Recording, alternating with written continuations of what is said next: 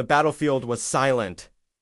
Too silent. The roars of lions that once shook the savannah had faded into whispers of the wind. Blood and dust painted the earth where two mighty brothers had clashed for the throne. Scarred, bruised, and weary, the older brother stood tall, his chest heaving. The younger brother lay before him, wounded but defiant, his eyes burning with rage and sorrow. "You were my blood," the younger brother growled weakly. "I followed you, trusted you, but the throne turned your heart into stone." The elder lion lowered his head. His golden mane was stained with battle, but his eyes carried something far heavier than wound's regret. He stepped closer. "This war should never have happened," he said in a low, broken voice.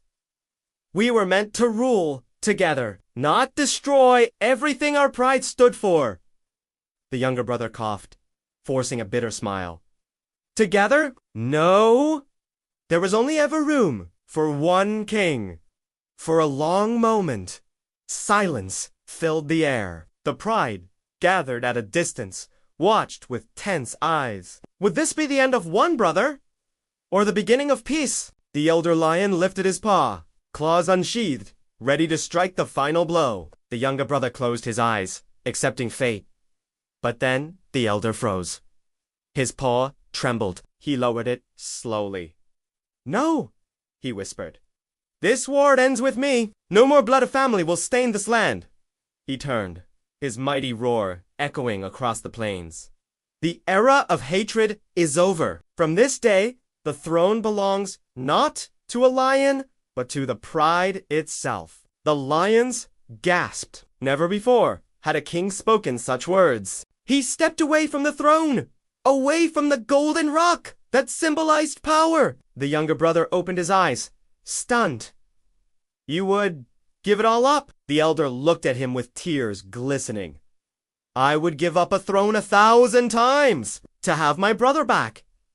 The younger lion struggled to stand, his body weak, but his heart heavy with realization. For the first time, he saw not a rival, but the brother he once loved. And so, the throne was left empty that day. The pride would rule as one, united under the lesson of two brothers who fought and nearly lost everything. The ending era had come not of kings, but of unity. A time where no single lion would hold absolute power, but where every voice mattered. As the sun set on the battlefield, the two brothers stood side by side, not as enemies, not as rulers, but as family.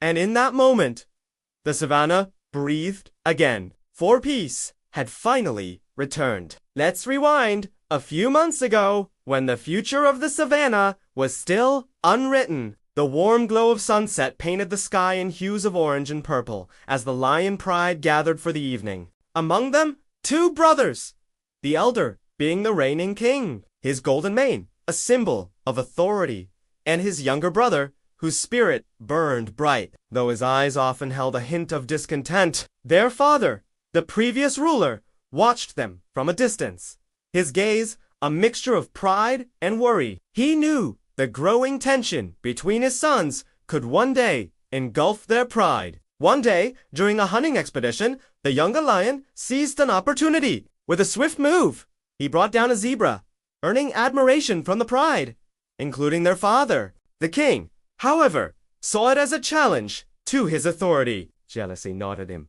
turning into resentment towards his father for praising his brother. That night, during the nightly council, the king voiced his displeasure, demanding respect. The younger lion retorted, pointing out the king's jealousy, a trait unbecoming of a leader. Their father, caught in the crossfire, tried to mediate, but the damage was done. Seeds of discord had been sown. As days turned into weeks, the brothers grew distant. The king, consumed by thoughts of dominance, spent more time alone, his advisors fanning his flames of jealousy. Meanwhile, the younger lion found solace in the admiration of the pride, secretly nursing ambitions of his own. One night, a minor disagreement escalated into a full-blown confrontation. Words were exchanged, accusations hurled, and before anyone could intervene, claws were out, teeth were bared. They fought, not as brothers, but as enemies. Their father, heartbroken, attempted to stop them, but ended up injured. The king, seeing his father hurt, paused, guilt and shame washing over him. But it was too late. The younger lion, fueled by anger and a desire for revenge, attacked their father, seriously wounding him. In that instant, the king realized the depth of his folly. He had lost sight of what truly mattered, his family and his pride. With a surge of determination, he defended his father, driving the younger lion away. As the injured king cared for his father, the younger lion retreated, licking his wounds and plotting his comeback. Whispers spread throughout the savannah, fanning the flames of discontent. Soon, the younger lion found support among a faction of the pride, those who resented the king's autocratic rule. Together, they devised a plan, exploiting the king's absence to seize control. When the king returned with his father, he was met with defiance. His own pride had turned against him. The younger lion, now with a following, challenged his brother directly, accusing him of neglecting the pride and siding with outsiders. Tempers flared. Supporters of each lion roared their approval, and before anyone could stop them, the battle began. The savannah shook with the force of their roars as the two factions clashed. The king, despite being outnumbered, fought valiantly, his ferocity a testament to his determination. Yet, with each passing moment, it seemed as though the tide was turning against him. Just when it seemed like all hope was lost, the king's father, despite his own injuries, joined the fight. Seeing their father in action, other lions hesitated, realizing the gravity of their actions. As the battle raged on, the king's father managed to speak with the younger lion, appealing to the bond they shared. His words pierced through the younger lion's anger, reminding him of their brotherhood and their duty to their pride. Meanwhile, the king,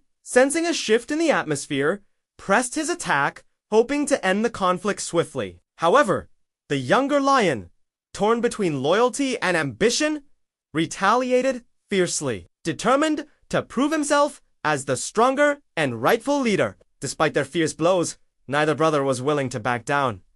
The battle reached a fever pitch. The savannah echoed with their enraged roars as they circled each other, ready to deliver the final strike. As the dust settled, both brothers stood panting, their bodies a tapestry of cuts, bruises, and scars, a testament to their unyielding determination. It was a stalemate, a deadlock of exhaustion and pride. In that moment of stillness, the weight of their actions, the lives disrupted, and the bonds broken, settled heavily upon them. The king, his golden mane, now ruffled and dusty, stared intently at his younger brother. His eyes, usually gleaming with authority, were clouded with a deep sadness. The younger lion, his chest heaving, mirrored his brother's somberness. The fire of ambition had dimmed, replaced by the harsh glare of reality. They were not just fighting for the title of the strongest or the right to rule. They were destroying the very fabric of their pride,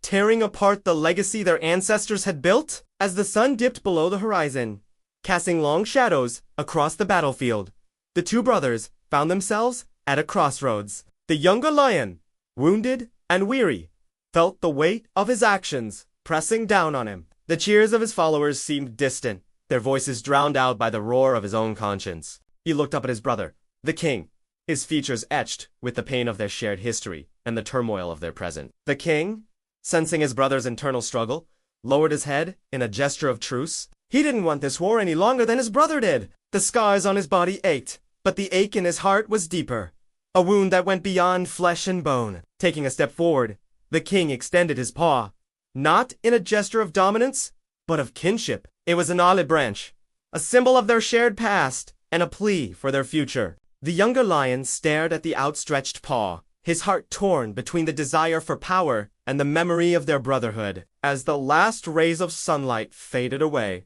leaving the savannah in darkness, the younger lion made his decision. With a low growl that was more a sigh of defeat than a roar of defiance, he lowered his head and touched his forehead to his brother's paw. It wasn't a submission, but a promise to rebuild, to heal the wounds that ran deeper than any scar. The king, his eyes filled with gratitude, held his ground, letting his brother come to him. The two lions stood there, their bodies covered in wounds, their spirits heavy with the burden of their choices. But between them, a new understanding was born. The dawn of a new era where strength wasn't measured in battles, but in unity.